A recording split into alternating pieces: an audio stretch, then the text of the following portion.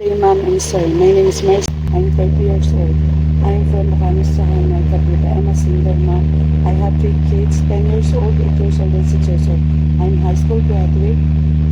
My height is 157 centimeter and my weight is 75 kilos. I have experience in domestic helper, two helper, two all are taking care of old woman, Saudi Arabia, 2020 to 2025.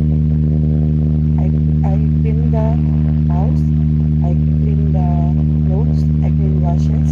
I want to work in abroad because for my kids. I want to my future employer, please choose me as your helper.